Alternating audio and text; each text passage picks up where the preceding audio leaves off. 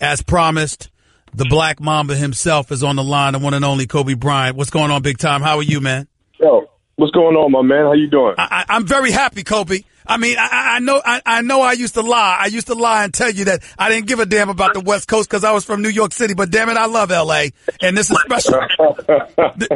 This is special, Kobe. This is special. All right, give it to me straight. When you heard the news, when you learned, whenever it was you learned that LeBron James is coming to L.A. to play in a uniform you've blessed for 20 years, talk to me about what your reaction was like. My first reaction was Rob, Magic, and Jeannie are beasts. I was like, man, I was so happy, not just for Rob, obviously, who's, me and Rob are like brothers, man. Yep. Magic and Jeannie, who, it was a tough call. It was a tough time for Jeannie to decide to really take over the franchise, man. And there was a lot of kind of second guessing herself, and she decided to go forward with it. So I was extremely happy for this for Jeannie as well. And then the fact that I've been a Laker fan since I was 3, so I bleed purple and gold, man. So I'm really, really happy to see the direction that we're headed in, man. When you talk about the direction that this franchise is headed in, put into perspective from a player's perspective, what the arrival of LeBron James should do in for the franchise as it pertains to other players' willingness to come to Los Angeles. Well, I always told you, man, it takes a certain player to put on that jersey, man. And our franchise has been very, very fortunate. They've had some truly, truly great players, historic players to represent the franchise. And extremely fortunate now to have LeBron as one of those players, you know what I mean? And for other players around the league, I think it's puts the Lakers front and center again and topic of conversation. It creates an energy around the city, which I think is extremely important, not just for the city itself, but for the league as a whole. The league tends to do better when the Lakers are in contention. Boston's in contention. I mean, it's the key market.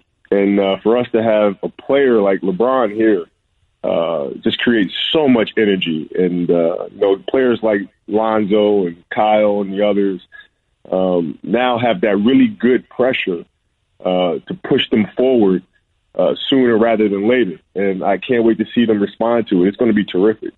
We're talking to the great Kobe Bryant right here with Stephen A. on the Stephen A. Smith Show, ESPN Radio.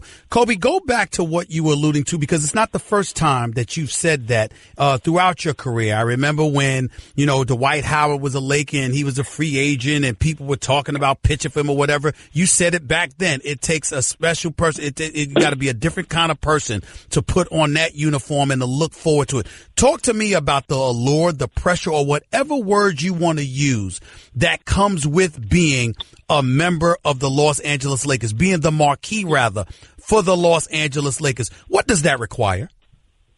Well, I mean, it requires a certain amount of thick skin, because it's a place that's used to a certain legacy, and you have to be able to have thick skin. You have to be able to have the inner confidence that things will be just fine, and then be able to instill that in the rest of your teammates as you're going through the worst of times. And, LeBron's proven he could do that. I mean, they've thrown everything at this kid since he was in high school. And he's been able to deal with it. He's been able to persevere through it. And I'm looking forward to him doing the same here, man. Did you speak to LeBron James before he made his decision to come to L.A.? I spoke to him during the playoffs. I spoke to him. And then I talked to him last night right after the decision. We reached and connected with each other. And I just told him, welcome to the family, man. It's crazy. I mean, it sounds crazy, but I said, dude, you're a part of the family now. So anything you need on my end, I got you. Anything,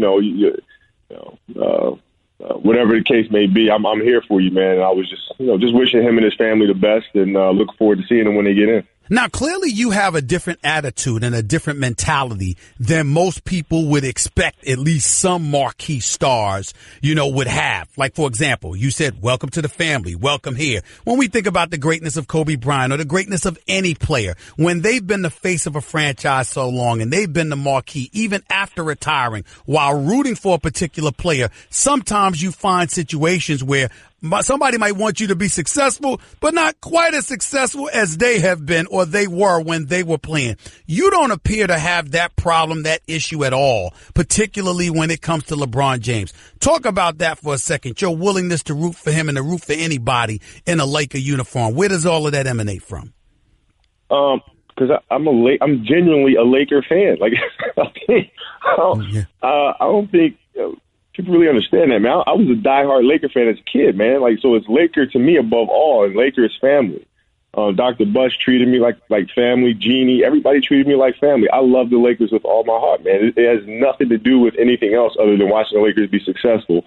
In the last few years, it's been really, really tough, man. It's been really, really tough. And then other than that, it's just, dude, as people, you gotta help your brothers do well, man. Like, right. You can't, I had a great run. I played 20 years. It was awesome. I had a great time. We're fortunate enough to win 5 championships and all that.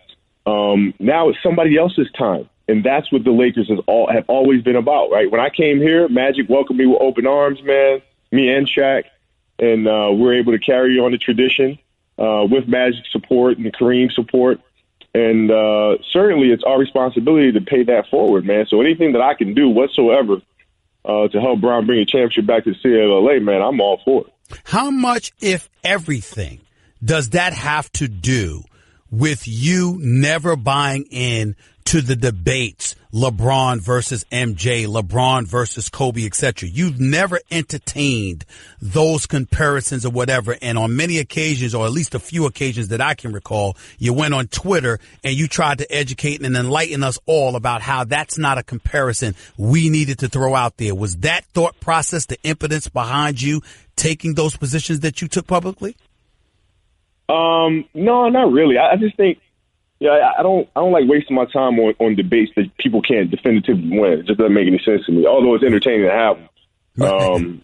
For me, it's just more so, Bron is like a brother. All the guys, we've all become close. James Harden, Westbrook, KD, we're all brothers, and we all support each other greatly, more so than people understand.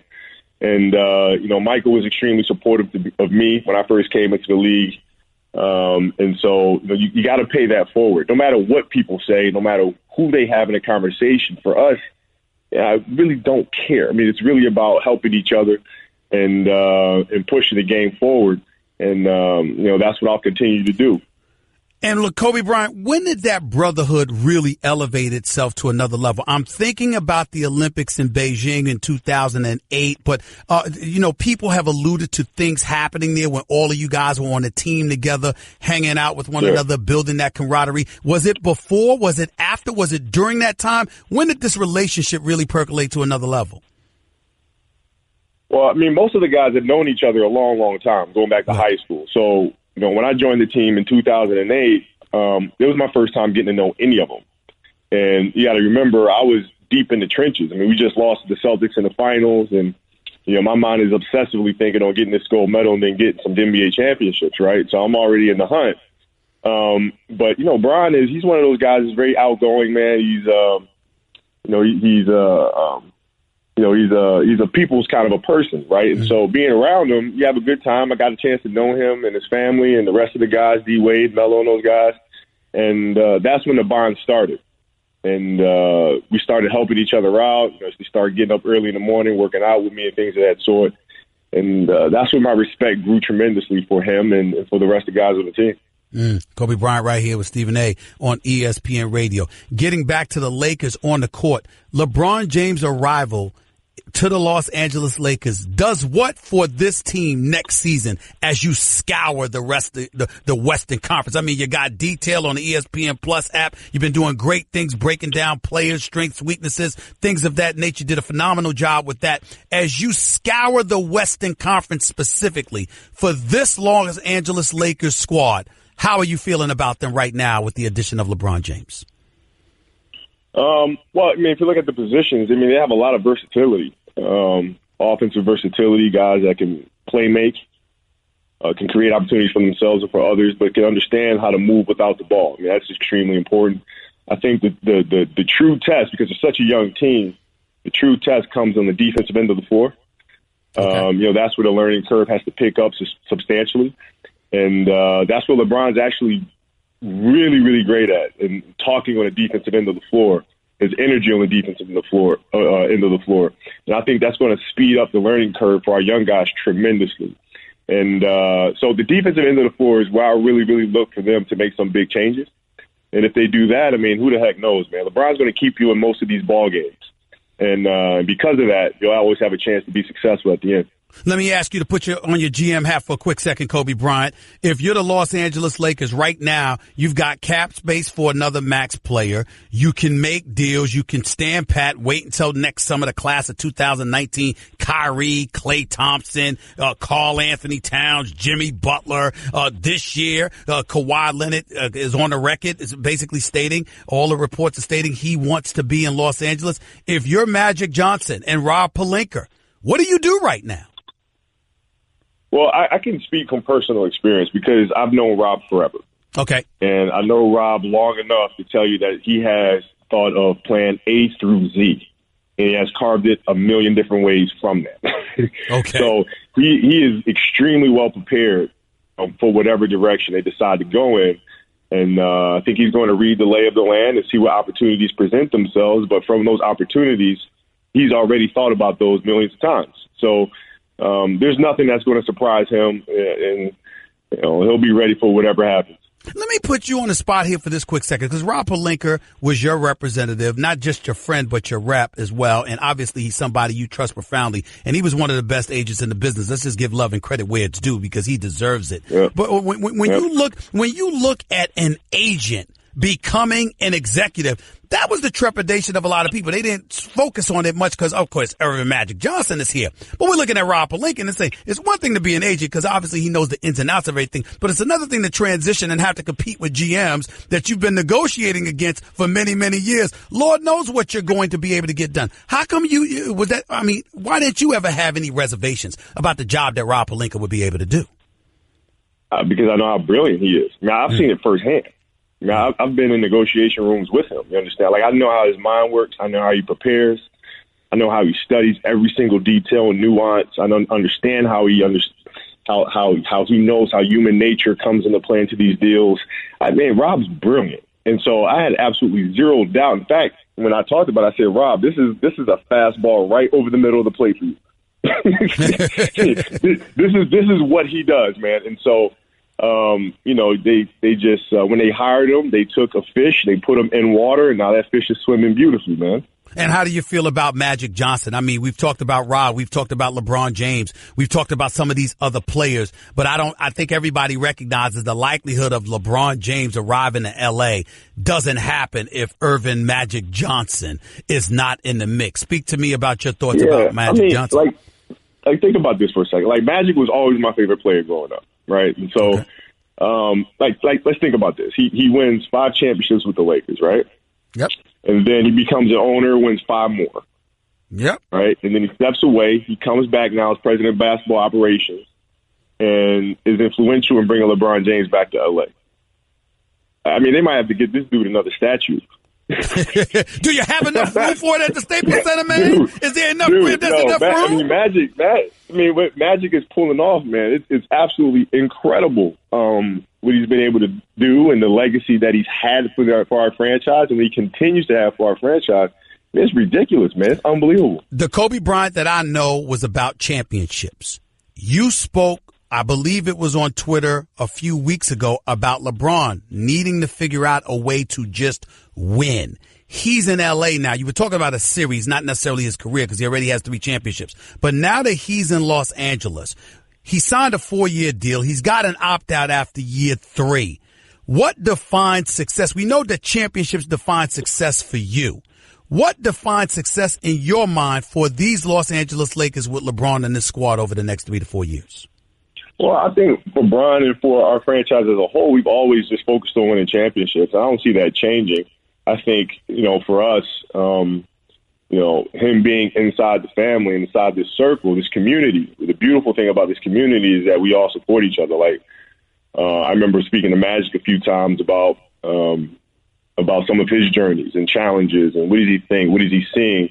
And we certainly do the same for Bryant. I mean, Kareem coming into practice and talking and stuff like that helps tremendously, right? So we all just rally around each other and support each other in any single way we can to try to help us get to the top of that mountain. How much support do you think LeBron will need now that he's in L.A. compared to the support that he needed in Miami, compared to the support that he needed in Cleveland?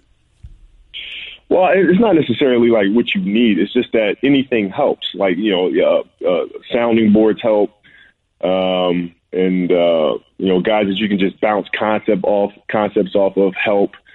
But in terms of on the court, I mean, he has a core young group of players around him right now that are extremely good, extremely versatile, and they're hungry. I mean, they're gym rats, and 90% of the work's done in terms of having guys that want to be in the gym. You don't have to fight them to get in the gym. Right. And so he'll be just fine. He'll be able to play this menu any way he wants. Before I let you get on out of here, are you satisfied with this Lakers squad as presently constituted to be good enough to make the playoffs next year? Well, I think with this roster that you have now, with LeBron on his roster, I don't think it's going to be much of an issue for them to make the playoffs. I think the dreams are substantially bigger now.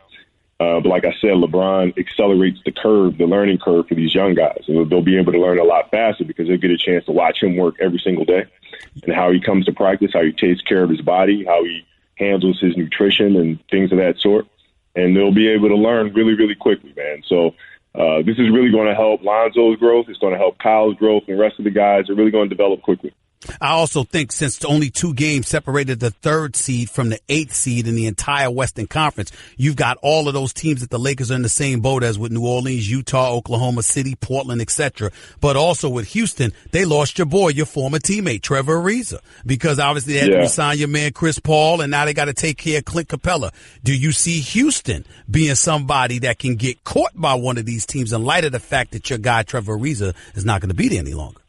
Well, first of all, I'm really happy for Trevor and signing that deal, man, because it's very well deserving and a long time coming for him, man. And they lose a great one. I mean, Trevor was the glue to our team, when we were winning those championships, and his defensive tenacity, his leadership, his toughness, those are things that will certainly be missed in Houston.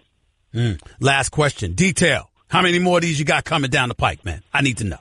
Well, yeah, we're working on expanding the franchise out. And going into other sports. Still have a few more details to do. I'm actually going to do a summer league detail. I'm going to do a few WNBA details. I'm thinking about doing a detail on my little sister, Jewel Lloyd. All right. Doing a detail for the WNBA finals. And, and just working on some other stuff, like the little shorts that we do, the little NBN, the fun, like family shorts that we do. Yeah. I'm going to do a bunch of those for the WNBA, and I'm looking forward to that. And then hopefully next year when we come back into detail, you'll see a kind of a wider breadth of the franchise from a few different sports. Why do I sense that another Academy Award is down the pike? Why do I feel like I'm sounding? Why do I feel like I'm sounding like that's what I'm hearing, Kobe Bryant? Why am I feeling like that? Man. Bro, life is good, man. You got your show. You're rolling. We're over here building the studio, and we're rolling. I'm loving every minute of it. And now my beloved Lakers are back in the middle of things. Like, can't be any better, bro. That means you're going to be at some more games, right? You going to show up to some games? Yeah. I'm going to come down and check it out. I can sit through that for sure. Me watching my Lakers, struggle like that, man. That's tough for me to sit through, brother. I got you. By the way, you got a book coming out this fall, don't you? I do. Mamba Mentality book's coming out. Yeah, man. When were you going to tell me about this? I'm just hearing about this. I didn't know about this. What's up? I assume you being Stephen A., you know everything about every corner of the world. So that's my bad for assuming. But see, you knew though. So there you go. I gotta let you go, man. Listen, thanks so much for your time, man. I appreciate it, man. Thank you so much, bro. And I'll see you soon. You got it, my man. Thank you. The one and only Kobe Bryant. One of the greatest players in NBA history. The latest, greatest Laker. fully endorsing the arrival of LeBron James. Oh, it's going to be so special.